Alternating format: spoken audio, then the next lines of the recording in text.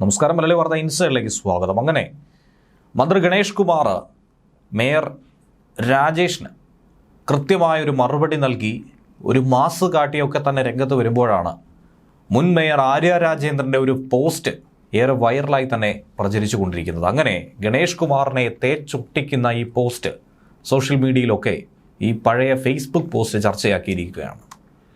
Mayor ആവശ്യപ്പെട്ടാൽ 113 ബസ്സും തിരിച്ചു കൊടുക്കുമെന്നും അതിന് പകരമായി 150 ബസ് KSRTC സിറ്റിയിൽ ഇറക്കി തിരുവനന്തപുരത്തെ ജനങ്ങൾക്ക് ബുദ്ധിമുട്ടില്ലാത്ത രീതിയിൽ ഓടിക്കുമെന്ന് ഗണേഷ് കുമാർ പറഞ്ഞ് നാവ് അകത്തേക്കിട്ടില്ല. അതിന് തൊട്ടു പിന്നാലെയാണ് ഗണേഷിന് മുൻ മേയർ ആര്യ രാജേന്ദ്രൻ തന്നെ പണി കൊടുത്തത്. കോർപ്പറേഷൻ സ്മാർട്ട് സിറ്റി പദ്ധതിയിൽ ഉൾപ്പെടുത്തി KSRTC സ്വിഫ്റ്റിന് കൈമാറിയ ഈ 115 ഇലക്ട്രിക് ബസ്സുകൾ സർവീസ് നടത്തിയത് ഒരു കരാർ ലംഘിച്ചാണെന്നും അതിനെതിരെ ശക്തമായ നടപടി സ്വീകരിക്കുമെന്നുമായിരുന്നു മുൻ മേയറായ ആര്യ രാജേന്ദ്രൻ 2024 സെപ്റ്റംബർ 7-ാം തീയതി ഫേസ്ബുക്കിലൂടെ പോസ്റ്റ് എഴുതി പങ്കുവച്ചിട്ടുണ്ടായിരുന്നത്. ആ പോസ്റ്റാണ് ഇന്ന് ചർച്ചയായി മാറുന്നത്. നമുക്കറിയാം, 2ാം ടൈമിലേക്ക് ഗതാഗത വകുപ്പ് മന്ത്രിയായി KV ഗണേഷ് കുമാർ എത്തിയപ്പോൾ പലതരത്തിലുള്ള അസ്വാരസ്യങ്ങൾ പല കോണിൽ നിന്നും ഉയർന്നു കേട്ടിരുന്നു. അക്കൂട്ടത്തിൽ ഒന്ന് തന്നെയായിരുന്നു ആര്യ രാജേന്ദ്രനും മന്ത്രിയും തമ്മിൽ തുടക്കത്തിൽ ഉടക്കിയത്. ആ ഉടക്കാണ് ഇന്ന് ചർച്ചയായത്. ഈ പോസ്റ്റ് ഇന്നത്തെ ഈ വിഷയത്തിന് ആധാരമായി മാറുന്നത്.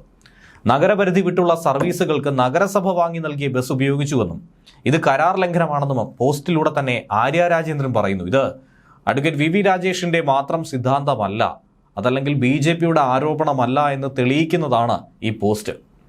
കോർപ്പറേഷൻ ബസ്സുകൾ വാങ്ങിയത് കേന്ദ്ര പദ്ധതിയിലാണെന്ന് പറയാൻ കഴിയില്ലെന്നാണ് ഗതാഗത മന്ത്രി KV ഗണേഷ് കുമാർ ഇന്ന് മാധ്യമങ്ങളോട് പറഞ്ഞത്. ഇതിന് പിറകെയാണ് BJP നേതാക്കളടക്കം ആര്യ രാജേന്ദ്രൻ്റെ പഴയ പോസ്റ്റ് ചർച്ചയാക്കി വീണ്ടും വിഷയം കൊഴുപ്പിക്കുന്നത്. നഗരത്തിലെ ജനങ്ങൾക്ക് ഏറ്റവും സുഗമമായും കുറഞ്ഞ നിരക്കിലും ഗതാഗത സൗകര്യം ഉറപ്പാക്കുന്നതിൻ്റെ ഭാഗമായിട്ടാണ് തിരുവനന്തപുരം കോർപ്പറേഷൻ ഈ ബസ്സുകൾ വാങ്ങിയതെന്നും പറയുന്നു. ഇതിൻ്റെ ഭാഗമായി രൂപം കൊടുത്ത ഒരു കരാർ വ്യവസ്ഥയുണ്ട്. 3 പേർ ചേർന്ന് കക്ഷികളായിട്ടുള്ളത്.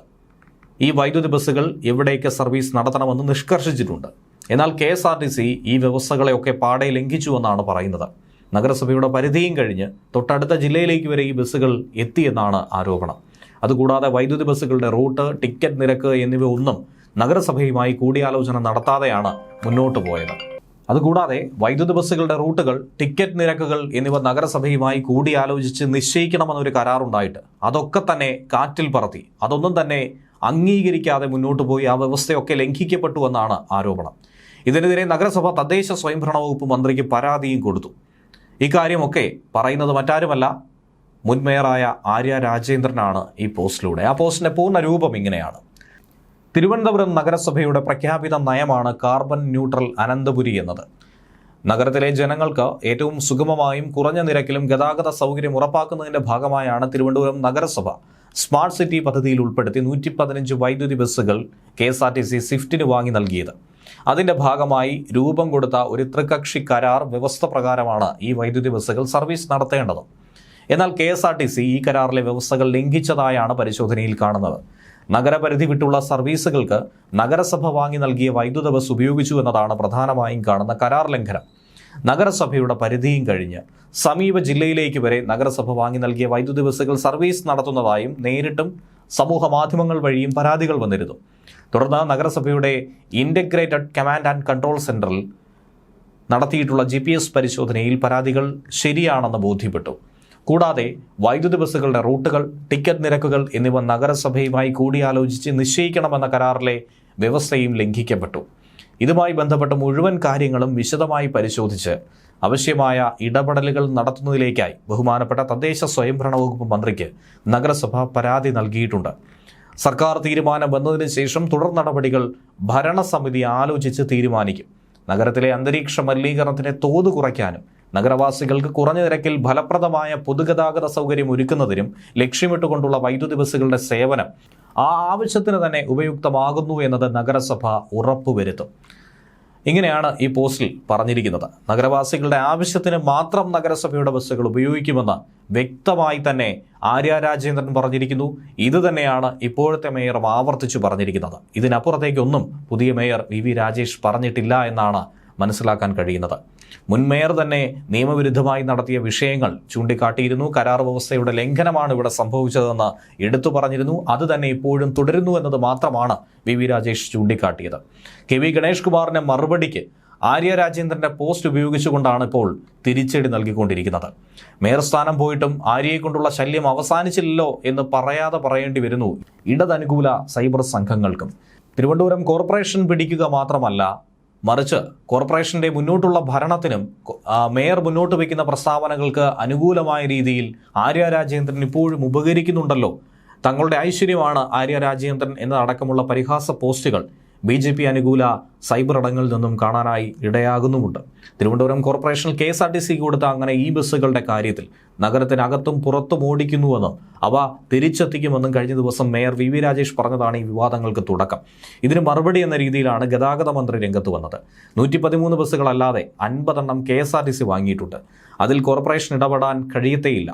Government, smart city, corporation, swift ഇവർ തമ്മിലാണ് കരാറുള്ളത്. ഈ വണ്ടികളുടെ അറ്റകുറ്റപ്പണി എല്ലാം നോക്കുന്നത് KSRTC. ഇതിൻ്റെ ഡ്രൈവർ, കണ്ടക്ടർ എല്ലാം KSRTCയിൽ നിന്നും. തിരുവനന്തപുരത്തിന് പുറത്ത് ഈ ബസ്സുകൾ ഓടുന്നില്ല, വേറൊരു ജില്ലയിലും ഓടുന്നില്ല. സങ്കീർണമായ മെയിൻ്റനൻസ് ഉള്ളതുകൊണ്ട് മറ്റൊരു ജില്ലയിൽ നിലവിൽ ഓടിക്കാൻ കഴിയില്ല, അതുകൊണ്ട് ഓടിക്കുന്നില്ല.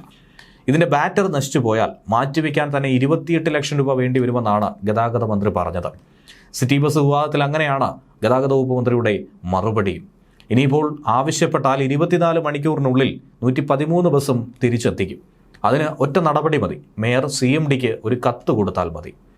പകരം 150 ബസ്സായിരിക്കും KSRTC സിറ്റിയിൽ അടുത്ത ദിവസം ഇറക്കാൻ പോകുന്നത്.